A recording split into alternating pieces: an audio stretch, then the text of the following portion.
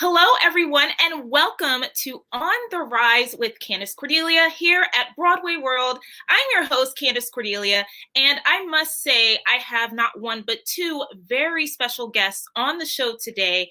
They are playing the role of Travis Younger in A Raisin in the Sun, which is taking place at the Public Theater in New York City. I have recently seen this production, and it was truly a transformative experience and quite a joy to watch these two young men getting into the role of Travis Younger. Toussaint Battiste and Camden McKinnon. It's so nice to have you on the show. How are you? Good. How are you? I'm fantastic. I said men, but I should have meant boys because you're both still very young, but also very talented. It is such an honor and a pleasure to have you on the show today. And I just want to say congratulations because the role of Travis Younger, it is a challenge. It's quite a challenge, but it's also an honor to be able to play this role and to also be in this show, A Raisin in the Sun. I know I read this play back when I was young, and it truly was an amazing experience just to read the play. So to actually be a part of the show in New York City had to have been such an experience for you both. I want to ask you both, Toussaint and Camden. First, I'll start with you, Toussaint, because you are in this show, and it is your first theatrical performance. Not only that, but it's the first time that you are acting with your father, who plays Walter Lee Younger, Mr. Toussaint Battiste. How was that experience for you being in this show with your dad? I think it's a once in a lifetime experience. I'm only 10 years old, and my very first production is in New York, off Broadway, at the Public, with my dad in real life, playing my dad in the play. So I'm very grateful for this opportunity. Oh, wonderful. I love that. Was there anything very valuable, Toussaint, that you learned from your dad as an actor while you were working together in A Raisin in the Sun? He taught me how to be a good actor. I like that. I really like that. Was there anything in specific, such as how to be a good actor, anything more that you learned in terms of technique or certain little tricks or anything about the play itself and really getting into the role of Travis that you learned from your dad? Yeah, he helped me with my lines, and I helped him with his lines. Really? So you helped him with his lines. What was that like for you, helping your dad? Because your dad has a ton of acting experience. So what was that feeling like for you, Toussaint? It's fun. That's really very fun. And as it should be. And I'm glad to hear that, because the play is a difficult play to be in. There are a lot of really difficult themes and social issues. So I'm really glad to hear that you had fun with your dad and you enjoyed the experience. And what about you, Camden? How was the experience of playing Travis Younger as well in A Raisin in the Sun for you? It was just such an amazing opportunity, knowing that just at this young age, we're blessed with such a big role.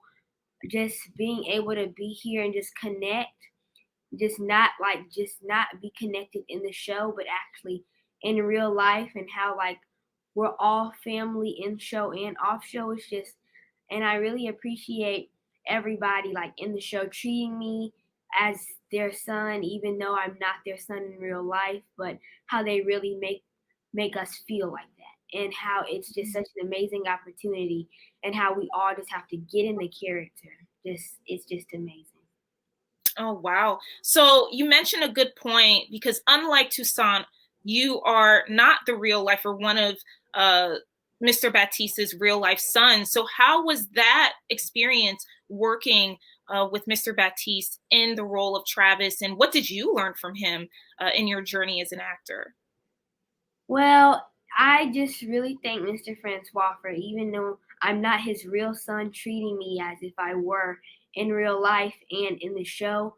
And I really appreciate him, because he has taught me many things of getting in the character and just making sure that we have to keep going, and just he's taught me a whole lot.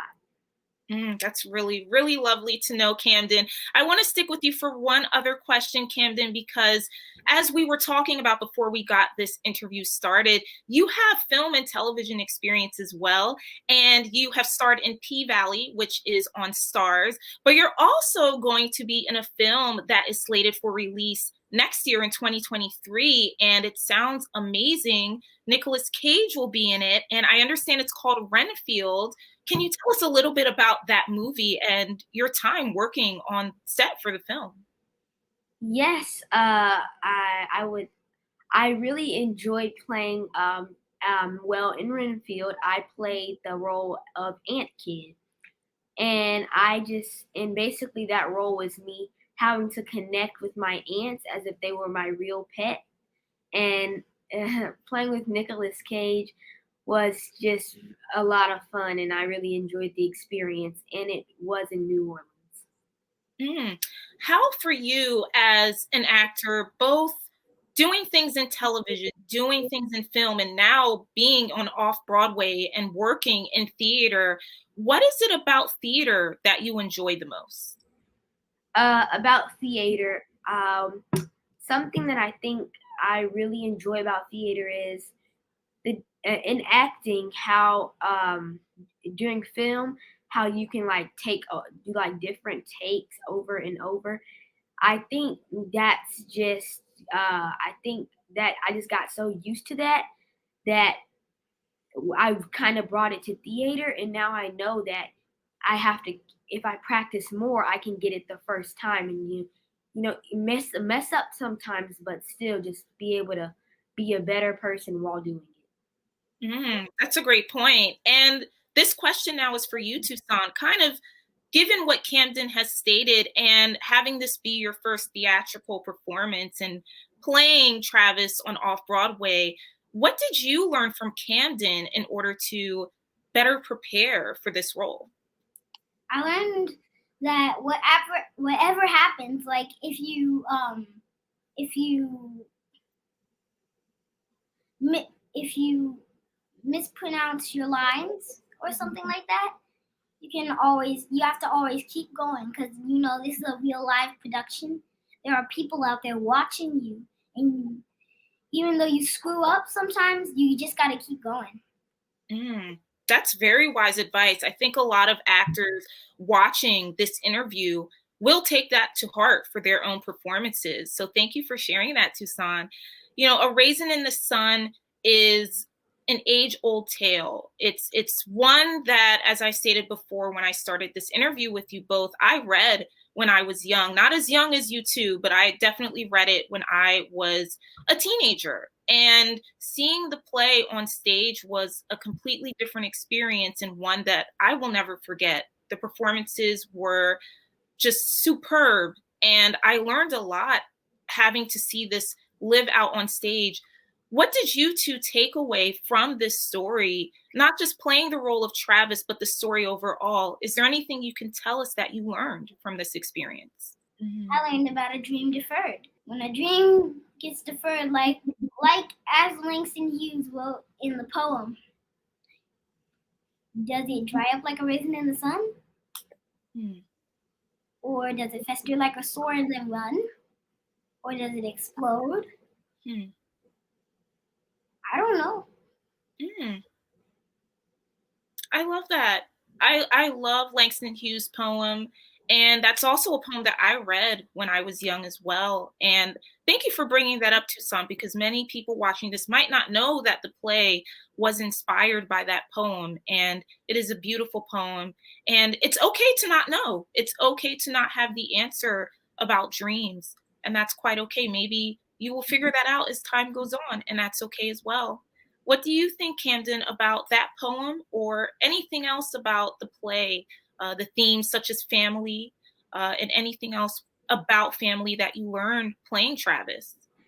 Um, Something that I have been able to carry from this play to my real life is that even though like the element of money is like very good and it can really help you in life, if you have good connections and love your family members and your relatives and just show respect to one another, then then the bond that you share with other people will always come out stronger, more powerful. Very beautiful. I really like that. Thank you so much for sharing that, Camden. I want to switch gears a little bit away from the play and talk about you two, because you're both budding actors. You're on the rise, as is the title of my show here with Broadway World. And there's so much about you that I loved just getting to discover and know. So for instance, Toussaint, I understand you have so many amazing hobbies. You are a cook, and you also are an aspiring acrobat, which I am fascinated by. And you are an aspiring Lego master. So my first question has to do with Legos. I love Legos. And how does one become an aspiring Lego master? I mean, anyone can do it. It's just it takes a little bit of practice. Like, you need to know how the pieces fit together. And you can build, if you just think about it, you can build amazing things. That's really how you become an aspiring Lego master. So what's the coolest thing that you've made so far with Legos? I made tons of things. I've made jets, cars, trucks. I even made a Lego Tyrannosaurus Rex once. Oh my gosh. Very fragile. Wow. So how long does it take to make a Lego Tyrannosaurus Rex? I mean, if you're a fast builder like me, about 1 to 2 hours, maybe. That's it? No instructions. No instructions, just using your imagination. It only takes like 1 to 2 hours. Oh my goodness, you're better than I am, because it would take me 1 to 2 days to create a Tyrannosaurus Rex. So you seem to definitely be a Lego master. Now, can you do competitions? Is that a part of being a true Lego master? I've never been in a competition, but I will say I can. I can be in a competition and maybe win first, second, third. I mean, there are other Lego masters out there besides me who are probably better than I am. But I would love to compete in a competition. We would like to see that, Toussaint. I really hope that becomes a part of your journey as a Lego master. And I also love the fact that you are an acrobat. So how did you get into acrobatics? I mean, I took gymnastics when I was very young, and then I stopped and I just escalated from there. Wow. So what is that like in terms of being an acrobat and also competitions? Is that a part of what you aspire to do, to be in acrobatic competitions at all? Like I said, I've never been in an acrobatic competition either. But I love to do cartwheels, one-handed handstands at home, 3 push-ups in a handstand. I can turn in a 360 degrees angle in one handstand. One time I even did 3 in one. Wow. Now, do you do this with your dad at all, or do you both practice acrobatics, or is it just you? Well, sometimes, we had this thing when we used to, I don't know what happened with it, but we used to do push-ups. I would do a certain number of push-ups, and then Daddy had to follow. Oh, so who did a morning routine that I like to do in the morning. That's great. How many push-ups can you and your dad do at the same time? I can do probably 50. Ooh, that's a lot. That's more than me. That's quite a lot. Well, you are certainly accomplished, Toussaint. Thank you so much for those lovely answers. I'm going to throw my question in the same realm of athletics to Camden. So Camden, I understand that you are a junior black belt in Taekwondo. So congratulations. That is a huge accomplishment. How did you get started in the martial art form of Taekwondo? Well, I actually started Taekwondo about the same, a little bit before I started acting. And I started Taekwondo when I was in Tennessee at Westside Taekwondo. And it was really hard at first, but I learned a lot of things and techniques that I could use in real life situations.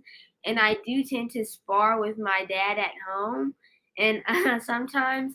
and I try to teach my little brother things too, but I soon have a test to come up for my solid black belt, and I am hoping to like place because when I was in West Side Taekwondo, when I did a test, I got I was like #1 of the year, and I had got a really tall trophy. It was like about my height, and I have like pictures of me standing next to it. And I really feel like Taekwondo has really helped me like in exercising and being consistent, and really just helping me be a better person. And integrity and honesty and everything, it really has had a major impact on my life. Are there any other martial arts you would like to get into besides Taekwondo? If there's any type of martial arts I get into besides Taekwondo, it would be no martial arts because I kind of like Taekwondo a whole lot. But not saying that I would not want to try other forms of martial arts, which maybe soon I will. Maybe soon might switch over to another type of martial arts. But my goal for martial arts is to go one by one. So once I get my once I get my degree in Taekwondo, then I'll probably switch to karate, and then I'll probably switch to something else. And then once I master all of it, that's Now, my martial arts goal. You need to try Brazilian Jiu-Jitsu. I probably will. I heard it's really fun from my friend Toussaint. so Toussaint, for you, what was the moment you decided to become an actor? You know, my dad inspired me to. The whole cast really inspired me to be an actor. How so? Well, they taught me a lot of stuff, like not to give up and stuff like that. And I was like, I really want to do what my dad does because he makes it look like it's nothing. So I agree. I wanted to try that, and I have a few other things that I want to try too. I agree. What are the other things you would like to try, Toussaint? Well, what my plan in life is, well, I want to act until I go to Broadway, and then I'm gonna go to the moon, and the real moon, or Mars, and then I'll come back, and then I'll be a paleontologist, a scientist who digs dinosaur bones and studies them. So I want to learn in paleontology and astronomy, and then I'm gonna go be an actor full time. That is amazing, Toussaint. I love all of those things. What is it about paleontology that you like? That's very interesting. I'm already a dinosaur expert. I can name a lot of dinosaurs. He's great with dinosaurs. Really? What is your favorite dinosaur? Scorpius Rex. I have never heard of Scorpius Rex. It's a hybrid. A hybrid? But if you don't include hybrids, I'd probably say Parasaurolophus or Pachycephalosaurus or even Carnotaurus. For you, Camden, when did you decide to become an actor? I actually decided to become an actor right when I was about to turn 5. I think it was like a few months before I turned 5. But I was watching TV, and I saw a guy playing on TV, and I told my mom I wanted. I told my mom I wanted to be an actor, and she's been like my biggest support ever since. And she's always just been there to help me in auditions, and she's always just been my biggest support. And I feel like without her, I wouldn't be here right now. And she has also really helped me to become a better person along with my other physical activities. But she is just really nice, and she has carried me a long way, along with my dad and my little brother, who will soon be 3 next month. Well, this month on Saturday. And I just really thankful for my whole family and their support and what they've done for me. Do you both have any advice for young actors who who may want to be in your shoes and become an actor themselves and be on off-Broadway, Broadway, television, film, etc.? I think the most important thing they should know is if they want to be an actor, everybody out there who wants to be an actor, just remember to keep going. Follow your dream. Keep going. Wonderful. How about you, Camden? Coming from me, I say hello to everybody who wants to be an actor, and probably just no matter how hard it gets, just keep on going. And whenever you feel like giving up, just remember why you want to be an actor, and just why you want to. What is your goal? And because if you don't keep going, that goal will never get accomplished. And you have to just know that you have to have that support, and you have to just have that will to keep going and not give up, no matter how what people tell you. You have to follow your dreams, and the sky's the limit. So thank you both, Toussaint and Camden. You are lovely, and it's so nice to meet you. Congratulations on this role that you're still currently performing in and have achieved. And we look forward to seeing what's next for you both in your careers. Thank you. Thank you. You're so welcome. And thank you all for watching this episode of On the Rise with Candace Cordelia here at Broadway World.